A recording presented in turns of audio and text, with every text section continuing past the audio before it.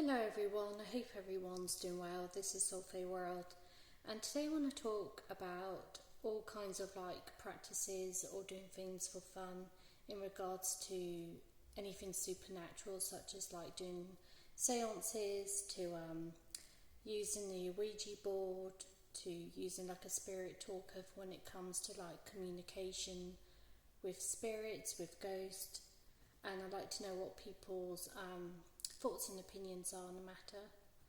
Now, I truly believe in doing this for fun. If you choose to participate in certain things, do it for fun and don't take it as being gospel. That's the only thing I'm going to say. But the one thing I haven't ever tried is I've never tried using a Ouija board, but I would advise people that would try and participate in these things to please proceed with caution, like with all forms of practices. You know that you may communicate with a spirit that may seemingly be okay, they may seem fine, but you don't know what you're going to attract. And in regards to communicating with the afterlife or people that have passed on, I know some people, some religions and spiritual practices, they totally forbid it, and they say that you shouldn't be communicating with those that have passed over, it's forbidden, it's wrong, or you may talk to people that may pose as loved ones, but they could be evil spirits. I suppose there's a risk with all these things, but if people actively choose to use the Ouija board, then the one thing I would advise is make sure you know what your energy is, what your intents are, and please learn about spiritual protection of any kind before, during and after when you close the Ouija board, communication, I don't say gain, but after you proceeded with the communication, look into what you're going to do before you do it, and do it properly. And then I would also advise probably to cleanse or clear your surroundings from anything negative in terms of energy. That's what I would do anyway. If I ever thought about doing anything like that, then that's the route I would go down.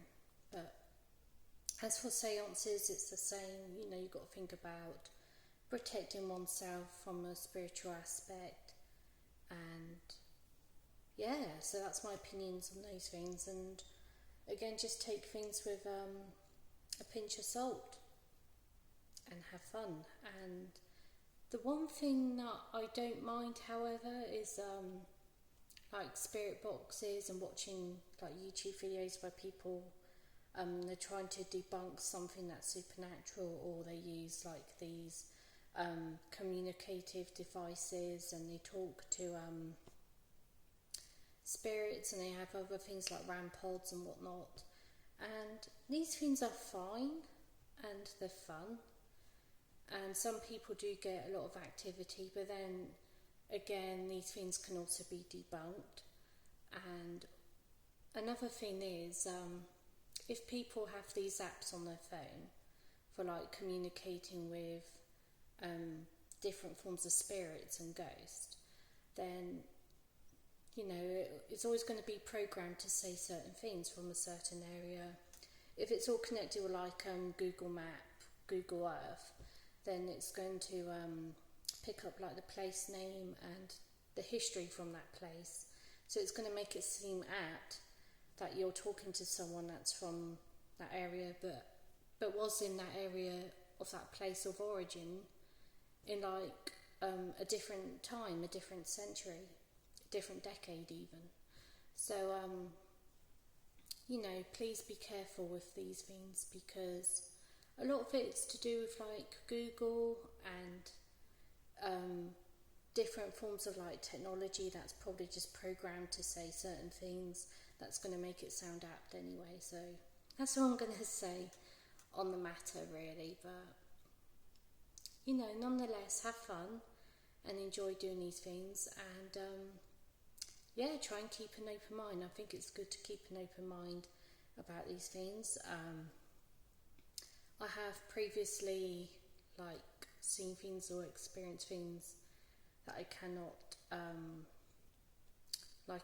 explain, and I cannot prove, and just like 3/4 of an hour ago I heard a noise, and no one else was in the house but me, and I heard the noise of a spoon handle clinking against a cup. It did it once, and then a few seconds later it did it again, and nothing was on, so I have no idea what created that sound, and I was baffled by that.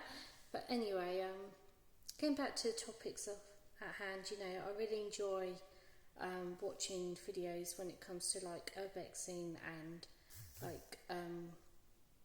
people that communicate and try to call out spirits. But I also know that some things, without trying to dismiss it, it can be a bit far-fetched. So that's all I'm going to say in regards to that. And also, if people enjoy doing certain things, and when it comes to doing anything supernatural or dabbling in anything paranormal, then please be careful. And that's all I've got to say. And I think generally, as long as you're careful and you're careful about what you attract, then you're pretty much going to be okay. Most people are okay and safe. Some people go into haunted houses, they've seen orbs, they've experienced things, but a lot of times if you're respectful, most spirits are okay. Most spirits would probably warn you, or you would feel something negative and heavy and dark, and then you have to scarper because they don't want you there, and you can tell from their presence. But generally, most people don't have a really bad experience. In fact, oftentimes the only people that have really bad experiences are people that are even a dark place as it is mentally and emotionally, so it attracts that spiritually, or people that are very superstitious and religious.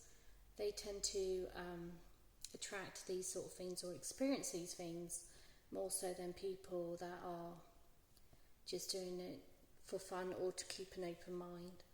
But that's basically it. That's my thoughts and opinions.